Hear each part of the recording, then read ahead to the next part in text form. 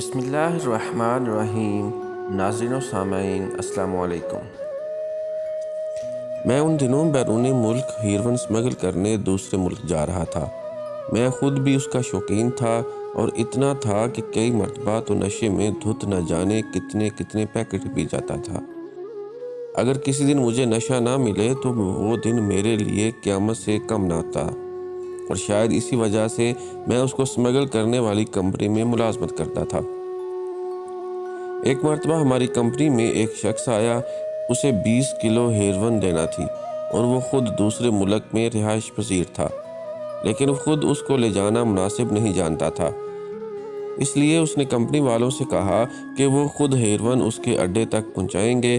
ہماری کمپنی کا مینیجر ایک لالچی قسم کا آدمی تھا اور اس نے زیادہ رقم لے کر ہیروئن اس کے ملک پہنچانے کی حامی بھر لی تھی، لیکن ہماری کمپنی میں کوئی ایسا ملازم نہ نکلا جو اس کو لے جائے اور پھر دے کر واپس آئے۔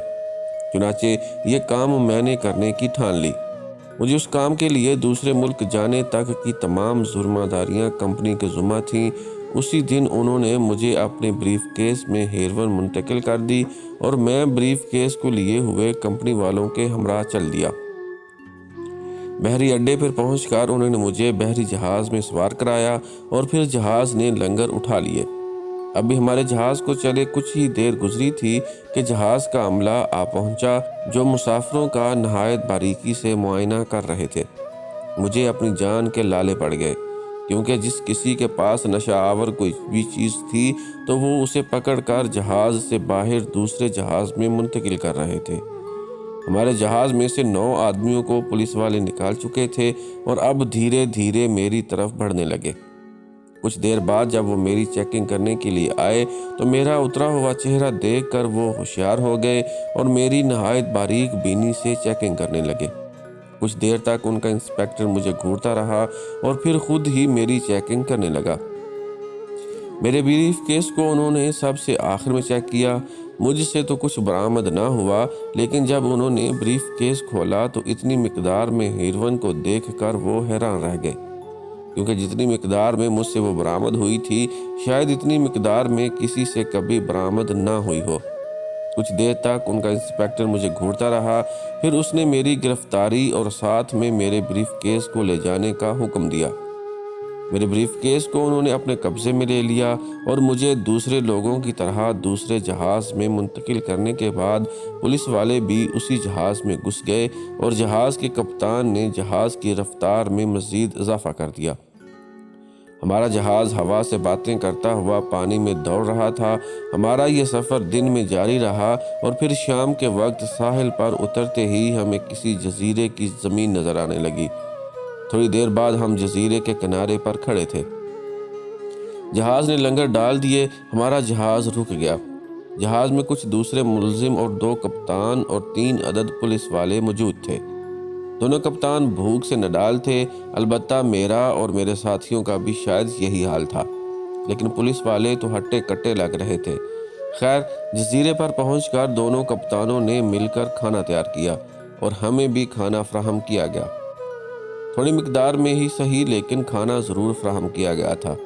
وہیں بیٹھ کر ہم نے کھانا کھایا اور پھر وہی جزیرے پر کسی محفوظ مقام کی تلاش میں نکل کھڑے ہوئے، لیکن کسی مقام کی تلاش میں بھی وہ انسپیکٹر ہم تمام قیدیوں سے محتاط تھا اور ہماری تمام حرکات و سکنات کا جائزہ لے رہا تھا۔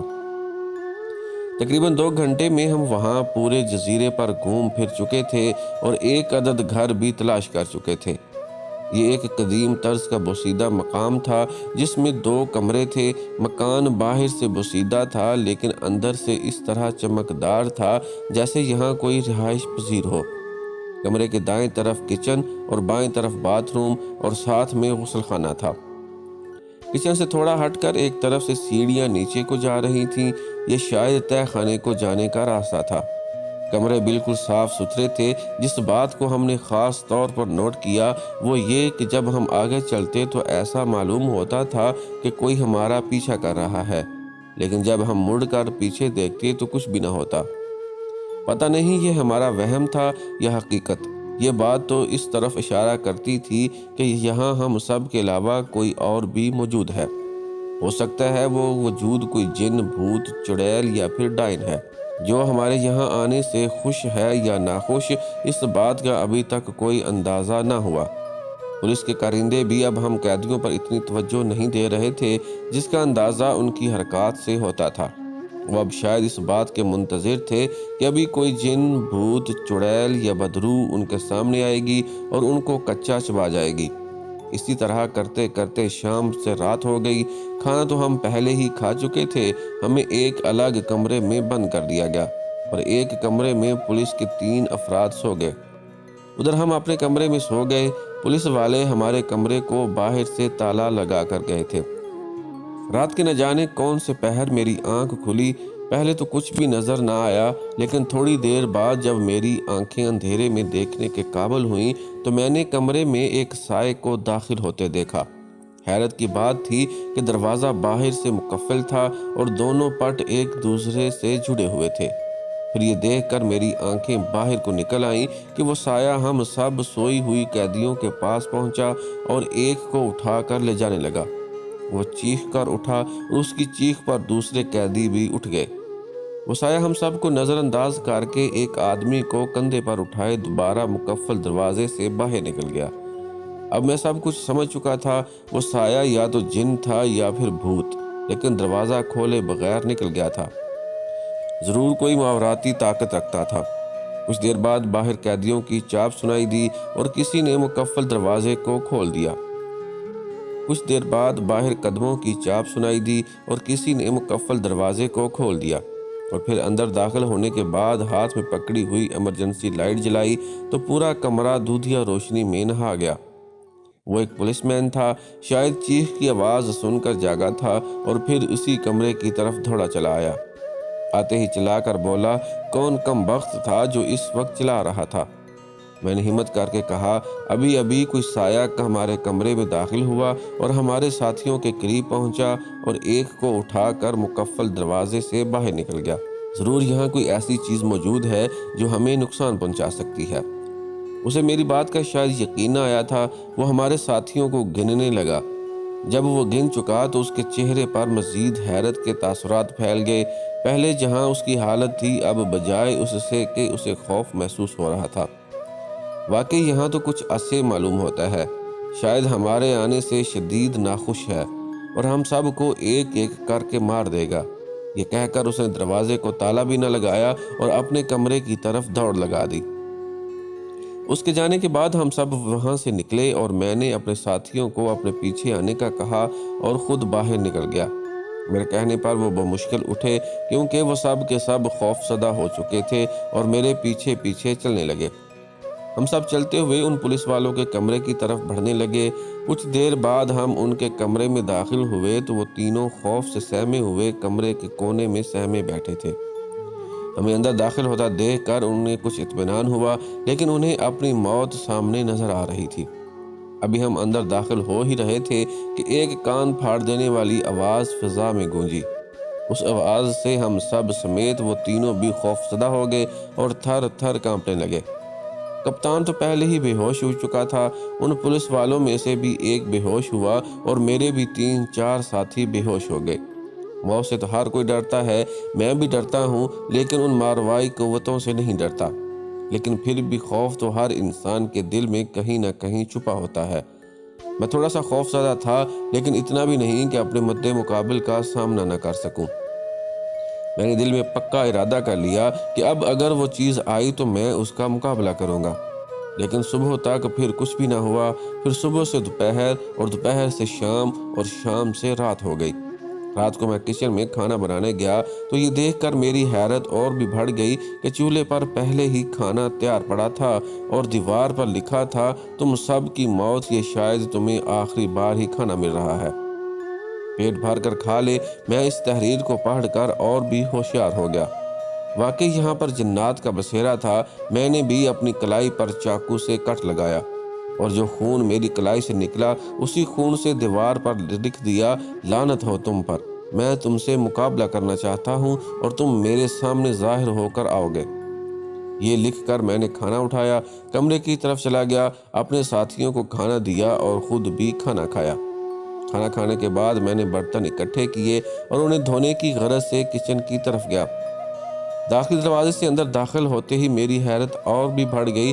جہاں میں وہ الفاظ لکھ کر گیا تھا اب وہ الفاظ نہ تھے، بلکہ لکھا ہوا تھا، میں پہلے تمہارے ساتھیوں کو ماروں گی اور پھر آخر میں تمہیں تڑپا تڑپا کر ماروں گی۔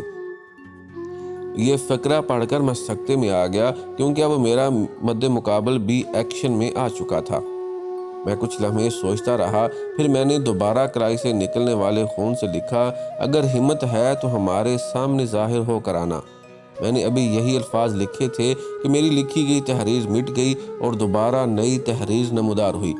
میں نے جلدی سے وہ الفاظ پڑھے تو لکھا تھا، ٹھیک ہے، میں تمہارے سامنے ظاہر ہو کر آؤں گی، لیکن تم مجھے نقصان نہیں پہنچا پاؤ گے، کیونکہ میں ایک بدرو ہوں۔ یہ تحریر پڑھ کر میں اور بھی گھبرا گیا۔ اب تو ہم سب کی موت لازم تھی۔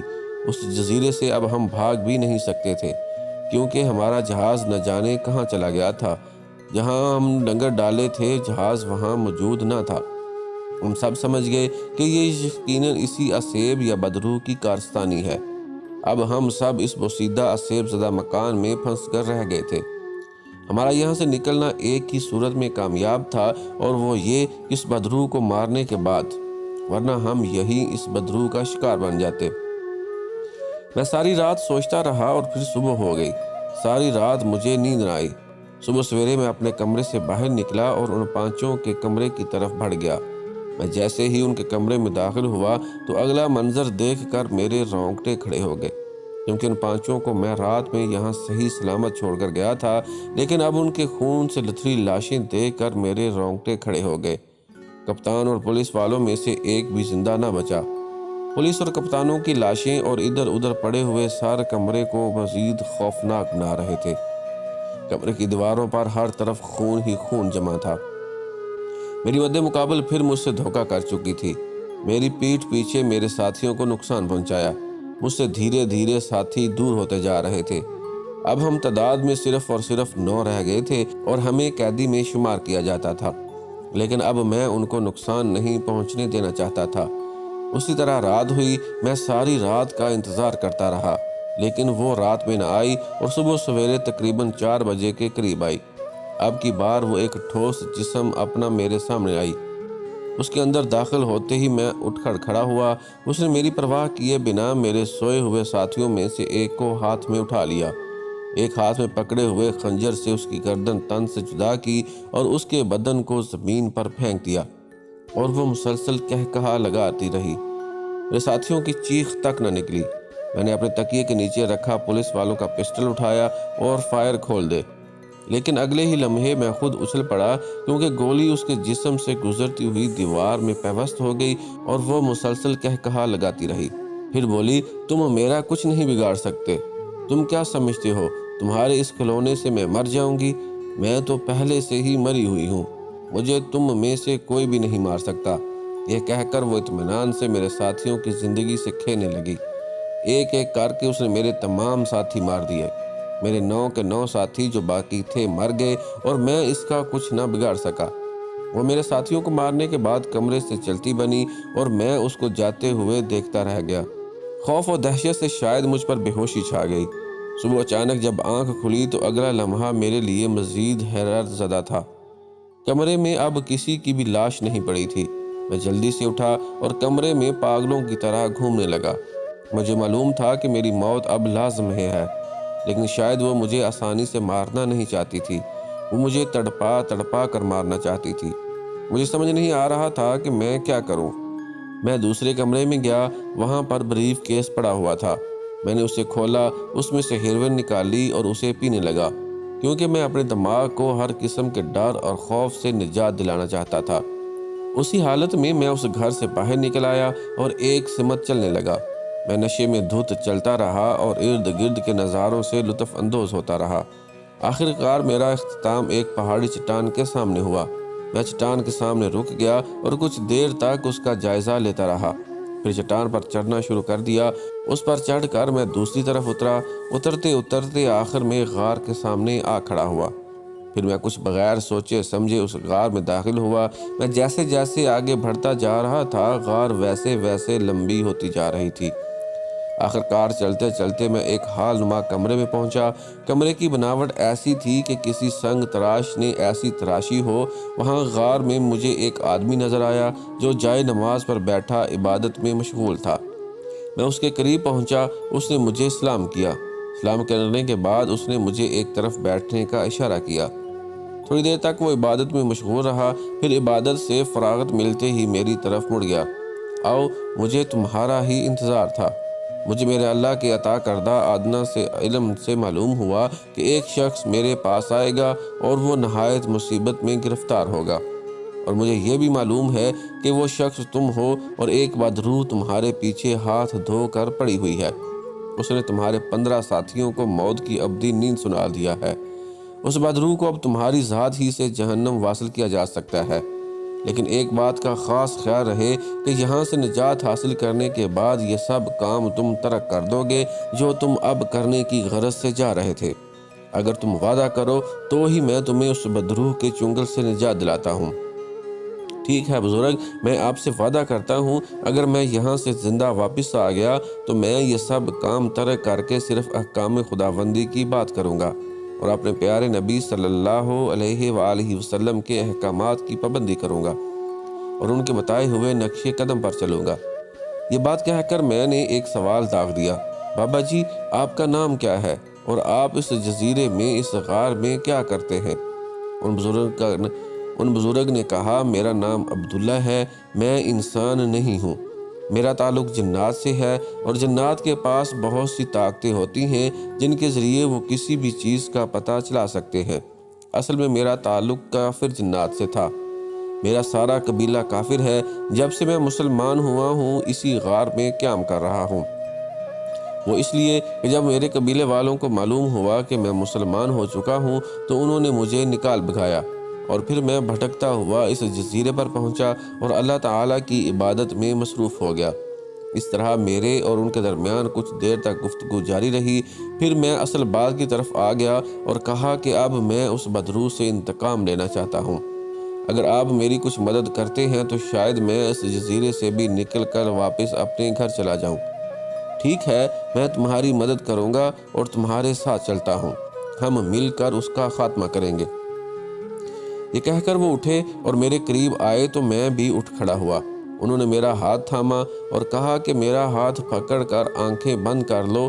میں نے ایسا ہی کیا، مضبوطی سے ان کا ہاتھ تھام لیا۔ آنکھیں بند کرنے کے بعد تھوڑی دیر میں خود کو پتھریلی زمین سے اٹھے محسوس کیا، اور پھر ایک ہوا کا جھونکا میرے بدن سے ٹکرایا، اور پھر یہ کام مسلسل شروع ہو گیا۔ ہم شاید غار سے نکل کر ہوا میں پرواز کر رہے تھے۔ میرے بدن پر کپکپی طاری تھی۔ ہمارا یہ سفر شاید چند منٹ تک جاری رہا ہوگا، اور پھر میرے پاؤں نرم گھاس سے ٹکرائے تو میں نے ان بزرگ کی آواز سنی، آنکھیں کھول دو۔ میں نے آنکھیں کھول دیں۔ اگلا لمحہ میرے لیے حیران کن تھا، کیونکہ اب میں اس غار کی بجائے واپس اسی جزیرے پر بسے مکان میں کھڑا تھا جہاں میرے 15 ساتھی ایک بدروح کے ہاتھوں مارے جا چکے تھے۔ پھر وہ بزرگ مجھے کمرے میں لے گئے، مجھے فرش پر بٹھا دیا اور میرے ارد گرد ایک حصار کھینچ دیا۔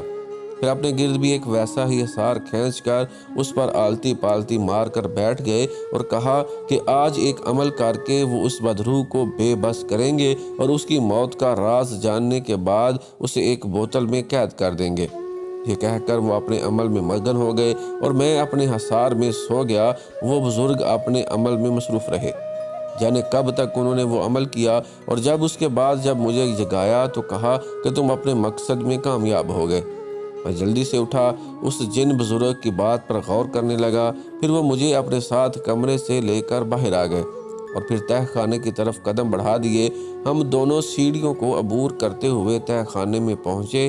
جیسے ہی ہم نے تہہ خانے میں قدم رکھا تو نہ جانے کہاں سے تہہ خانے میں روشنی پھیل گئی، اور روشنی کا مرکز بھی نظر نہیں آ رہا تھا۔ روشنی پھیلتے ہی جو منظر میں نے دیکھا وہ منظر میرے لیے ہوش اڑانے کے لیے کافی تھا۔ میرے تمام ساتھیوں کی لاشیں اسی تہہ خانے میں پڑی ہوئی تھیں۔ ہم ان لاشوں کے دھڑ سے گزرتے ہوئے آگے بڑھنے لگے۔ پھر ہمارا اختتام ایک چبوترے کے سامنے ہوا۔ بزرگ جن نے چبوترے کے اوپر رکھی ایک مورتی اٹھائی اور کہا، میں نے اس بدروح کو اس مورتی میں قید کر دیا ہے۔ اب تمہیں اس مورتی پر ایک عمل کرنا ہوگا، اس عمل کا ورد میں تمہیں بتا دوں گا۔ پھر ہم دونوں تہہ خانے سے نکلنے والے راستے کی طرف چل پڑے۔ تھوڑی دیر میں ہم واپس اسی جگہ پر آ پہنچے۔ پھر بزرگ جن نے مجھے اسی حصار میں بٹھایا اور مجھے وہ ورد یاد کرانے لگے جو میں نے پڑھنا تھا۔ کچھ دیر میں مجھے وہ ورد یاد ہو گیا۔ ورد یاد ہوتے ہی انہوں نے کہا کہ اب تم اپنے سامنے اس مورتی کو رکھ دو اور ورد پڑھ پڑھ کر اس پر پھونکتے رہو۔ عمل 1 گھنٹے تک جاری رہے گا۔ تم اپنا عمل شروع کرو۔ میں نے ایسا ہی کیا۔ میں اپنے عمل میں مصروف رہا اور ورد 1 مرتبہ مکمل ہوتے ہی مورتی پر پھونک مارتا تھا۔ اسی طرح یہ عمل کافی دیر تک جاری رہا۔ پہل تو عمل کے دوران کوئی دشواری نہ ہوئی، لیکن جب آدھے گھنٹے سے زیادہ کا وقت گزرا تو پھر اچانک ایسا لگا جیسے مورتی کی آنکھوں سے روشنیاں پھوٹ رہی ہوں۔ جب میں نے ان پر غور کیا تو کچھ بھی نہ تھا۔ پھر تھوڑی دیر بعد مورتی نے منہ کھولا تو میں یہ دیکھ کر اور سن کر ڈر گیا کہ مورتی منہ کھولے میرا نام لے رہی تھی۔ مجھے کہہ رہی تھی کہ تم اس عمل کو چھوڑ کر بھاگ جاؤ ورنہ اچھا نہیں ہوگا۔ یہ آواز کہاں سے آ رہی تھی مجھے کچھ علم نہ تھا، میرے دل سے، میرے خیالوں سے، یا واقعی اس مورتی کے منہ سے، لیکن میں نے اس کو بھی اپنا وہم قرار دے کر جھٹک دیا۔ میں مسلسل اپنے عمل میں مصروف رہا۔ پھر اچانک مجھے بزرگ جن کی آواز دی۔ وہ کہہ رہے تھے تمہارے عمل میں تھوڑا سا وقت باقی ہے، تم اپنے عمل پر ڈٹے ہوئے ہو، کچھ دیر بعد تمہیں کامیابی نظر آ جائے گی۔ عمل مکمل ہوتے ہی ایک دھوئیں کی لکیر مورتی سے نکلی اور بزرگ جن کے ہاتھ میں پکڑی ہوئی بوتل میں گھس گئی۔ بزرگ جن نے کہا کہ پہلے ہمیں اس بدرو سے پوچھنا چاہیے کہ اس پر کیا بیتتی ہے۔ پھر انہوں نے منہ میں کچھ پڑھا اور اپنے دائیں ہاتھ میں پکڑی ہوئی بوتل پر پھونک ماری۔ بوتل میں سے ایک دھوئیں کی لکیر نکلی اور باہر آ کر ایک شکل اختیار کر لی۔ یہ شکل ایک لڑکی کی تھی۔ بزرگ نے جن سے کہا کہ بتاؤ تمہارے ساتھ ایسا کیا ہوا تھا جو تم بدروح بن گئی۔ اس نے کہا کہ میں ایک مظلوم لڑکی ہوں، میرا تعلق پاکستان کے شہر کراچی سے ہے۔ اس وقت میری عمر بمشکل 18 برس ہوگی جب یہ واقعہ میرے ساتھ پیش آیا۔ میں اس وقت کالج میں پڑھتی تھی۔ کالج میں لڑکے بھی تھے اور لڑکیاں بھی تھیں۔ میں بے حد حسین تھی، لیکن میں نے کبھی بھی اپنے حسن کا کوئی فائدہ نہیں اٹھایا تھا۔ میں تو صرف پڑھائی کی غرض سے جاتی تھی کہ پڑھنا مجھے بہت پسند تھا۔ کالج میں کچھ لڑکے تھے جو مجھ سے بے حد بدتمیزی کرتے تھے۔ ایک دفعہ انہوں نے حد کر دی۔ میں نے کالج کے پرنسپل کو شکایت لگائی اور کالج چھوڑ دیا۔ میری کچھ سہیلیاں میرے پاس آئیں اور کہنے لگیں کہ تم نے خواہ مخواہ کالج چھوڑ دیا ہے۔ پرنسپل کو شکایت لگانے کے بعد انہوں نے تمام کالج کے سامنے ان لڑکوں کو مارا اور اس کے بعد کالج سے نکال دیا۔ تم کل سے ضرور کالج آنا، ہم تمہارا انتظار کریں گی۔ میں بھی دوسرے دن کالج گئی۔ کالج میں میرا دن بہت اچھا گزرا اور جب چھٹی ہو گئی تو میں نے کالج سے باہر راستے پر ایک ٹیکسی پکڑی اور اپنے گھر کی جانب سفر کرنے کو کہا۔ لیکن جب ٹیکسی میں بیٹھے ہوئے لڑکوں کو میں نے دیکھا تو میرا اوپر کا سانس اوپر اور نیچے کا نیچے رہ گیا۔ انہوں نے میرے بتائے ہوئے راستے کی بجائے سمندر کی جانب جانے والے راستے پر گاڑی ڈال دی اور برق رفتاری سے گاڑی چلتی ہوئی ساحل کے قریب پہنچ گئی۔ وہاں پر ایک جہاز کھڑا تھا جو لنگر اٹھانے کے لیے تیار تھا۔ ان لڑکوں نے مجھے ٹیکسی سے نکال کر زبردستی جہاز میں منتقل کر دیا اور جہاز ان لڑکوں کو اس جزیرے پر اتارنے کے بعد خود لنگر اٹھائے آگے چل پڑا۔ یہاں اتارنے کے بعد انہوں نے مجھے اسی مکان میں لے آئے اور پھر ان چاروں لڑکوں نے سب سے پہلے باری باری میری عزت لوٹی۔ یہ لڑکے 3 دن تک مسلسل میری عزت لوٹتے رہے۔ میں چیخ چیخ کر مدد کو پکارتی رہی، لیکن کسی نے میری ایک نہ سنی۔ یہاں ان لڑکوں کے علاوہ کوئی ہوتا تو میری مدد کرتا نا۔ جب ان لڑکوں نے جی بھر کر میرے جسم سے اپنی پیاس بجھا لی تو پھر تیز دھار آلے کے ساتھ مجھے قتل کر کے میرے جسم کے چھوٹے چھوٹے ٹکڑے کیے اور اس تمام گوشت کو انہوں نے ایک بوری میں بند کر کے نیچے تہہ خانے میں پھینک دیا۔ بوری تہہ خانے میں پھینکنے کے بعد وہ سب یہاں سے فرار ہو گئے۔ میری ناگہانی موت پر میری روح کو سکون نہ آیا اور میں ایک بدروح بن گئی۔ میں اپنے دشمنوں سے بدلہ لینا چاہتی تھی، لیکن میں اس جزیرے سے کہیں دور نہیں جا سکتی تھی، اس لیے مجھے انسانوں سے نفرت ہونے لگی۔ ان کے بعد اس جزیرے پر کوئی نہ آیا، اسی لیے ان لوگوں کے آتے ہی میں ایکشن میں آ گئی اور برسوں کا غصہ ان پر اتارنے لگی۔ میں نے اس کے ساتھیوں کو تو مار دیا، لیکن اسے میں نہ مار سکی کیونکہ شاید اس کی موت میرے ہاتھوں میں نہ لکھی تھی۔ یہ میری داستان ہے۔ اس کی آنکھوں سے بڑے بڑے پانی کے قطرے اس کے چہرے سے ہوتے ہوئے زمین پر گرتے رہے۔ میری آنکھیں حیرت سے پھٹی کی پھٹی رہ گئیں، کیونکہ یہ آنسو نہیں بلکہ خون کے قطرے تھے۔ میں نے ان پر خاص توجہ نہ دی، کیونکہ میری دادی اماں کہتی تھیں کہ اگر کوئی مظلوم جن، بھوت یا بدرو روئے تو اس کے آنسو خون کے آنسو ہوتے ہیں، اور غالباً یہ بھی مظلوم تھی۔ بزرگ جن نے کہا کہ ہم تمہاری کس طرح مدد کر سکتے ہیں؟ اس نے کہا کہ آپ لوگوں کو میرے جسم کو دفنانا ہوگا، میری روح کو سکون مل جائے گا، اور یوں یہ جزیرہ بھی اپنی خوفناکیت اور خون خرابے سے پاک ہو جائے گا۔ میرے جسم کو دفنانے کے بعد آپ میری روح کو جو آپ نے قید کر رکھی ہے اس کو بھی آزاد کر دینا، میں سکون کی وادی میں پہنچ جاؤں گی۔ ٹھیک ہے، ہم ایسا ہی کریں گے، اب تم واپس بوتل میں چلی جاؤ گے۔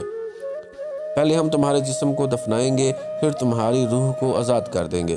یہ کہہ کر بزرگ جن نے کچھ پڑھا اور اس پر پھونک ماری تو وہ ایک لمحہ کی تاخیر کیے بغیر بوتل میں داخل ہو گئی۔ ہم دونوں ایک دفعہ پھر تہہ خانے پہنچے۔ تہہ خانے میں پہنچنے کے بعد بزرگ جن نے نہ جانے کیا پڑھ کر تہہ خانے میں پھونک ماری تو ساری کی ساری لاشیں اور ان کی تکہ بوٹی غائب ہو گئی۔ صرف اور صرف کونے میں ایک گلی سڑی بوری میں لاش پڑی ہوئی تھی، اور اس سے ایسی بدبو پھوٹ رہی تھی کہ کسی انسان کا کھڑا رہنا مشکل ہو۔ بزرگ جن نے مجھ سے کہا کہ یہ سب اٹھا کر یہاں سے نکلتے چلو۔ میں نے نہ چاہتے ہوئے بھی ان کی بات پر عمل کیا اور وہ گوشت کے لوتھڑے اٹھائے اوپر کی جانب چل پڑا۔ لاش کو باہر لا کر صحن میں رکھ دیا۔ بزرگ جن نے وہاں ایک چارپائی رکھی اور مجھے کہا کہ ان گوشت کے لوتھڑوں کو بوری سے نکال کر چارپائی پر ڈال دو۔ بزرگ جن نے خود انہیں غسل دیا اور پھر بآواز بلند کہا کہ مجھے کفن چاہیے۔ تھوڑی دیر بعد چارپائی پر کفن پڑا تھا۔ بزرگ جن نے اس کفن کو گوشت کے ٹکڑوں پر ڈال دیا۔ پھر انہوں نے منہ ہی منہ میں نہ جانے کیا بڑبڑایا اور زمین پر پھونک ماری تو میرے دیکھتے ہی دیکھتے وہاں سے قبر تیار ہونے لگی۔ پھر بزرگ جن اور میں نے مل کر اس کی لاش کو مغرب کے جانب رکھا، اور پھر میں نے اور بزرگ جن نے وضو کر کے اس کی نماز جنازہ ادا کی اور اس کی لاش کو دفنا دیا۔ لاش دفنانے کے بعد بزرگ جن اور میں نے مل کر اس کی مغفرت کے لیے ڈھیر ساری دعائیں مانگی، اور پھر انہوں نے مجھے بوتل لانے کو کہا۔ میں وہ بوتل لے کر آیا اور بزرگ جن کے ہاتھ میں تھما دی۔ انہوں نے بوتل میرے ہاتھ سے لے کر اس کا ڈھکن کھول دیا، اور ڈھکن کھلتے ہی بوتل سے عجیب سا دھواں نکلا اور روشنی کی ایک شکل اختیار کر گیا۔ پھر اس دھوئیں نے میرا اور بزرگ جن کا شکریہ ادا کیا اور پھر ہوا میں تحلیل ہو گیا۔ اس کام کے بعد بزرگ جن نے مجھ سے کہا کہ میں تمہیں تمہارے ملک پہنچا سکتا ہوں، لیکن مجھ سے وعدہ کرو کہ تم یہ سب کام ترک کر دو گے، صرف اور صرف اللہ تعالیٰ اور اس کے آخری پیغمبر حضرت محمد صلی اللہ علیہ وآلہ وسلم کی پیروی کرتے ہوئے اپنی زندگی بسر کرو گے، اور جب یہ میری یاد آئے تو 3 بار دل میں میرا نام پکارنا، میں فوراً تمہارے سامنے حاضر ہو جاؤں گا۔ اب تم اپنی آنکھیں بند کرو، میں تمہیں تمہارے گھر پہنچاتا ہوں۔ انہوں نے میرا ہاتھ تھاما، میں نے اپنی آنکھیں بند کی۔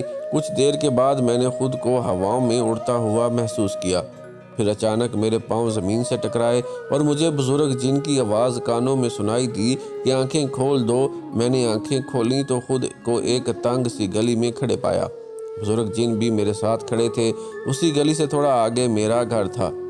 میں نے بزرگ جن کی طرف الوداعی نظروں سے دیکھا اور انہوں نے میری طرف، پھر وہ سلام کہہ کر ہوا میں تحلیل ہو گئے۔